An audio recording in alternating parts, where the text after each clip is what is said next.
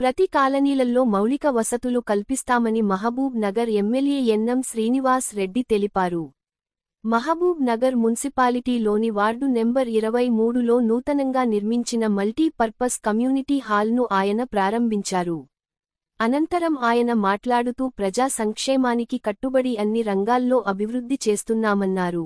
ఈ కార్యక్రమంలో municipal chairman Anand Goud, MUDA chairman Lakshman Yadav, market committee chairman Bekkari Anitha Madhusudan Reddy, municipal vice chairman Shabbir Ahmed, DCC ప్రధాన కార్యదర్శి Siraj Khadri, councillor Tirupatamma, Ennangari Bharath, Sri, Ramesh, Vikram, Kumar, Shakeel, Akram, Lakshman, Sanjeev Reddy, Imran, municipal M Basavaraju, D Narasimha, A Vaishnavi తదితరులు పాల్గొన్నారు.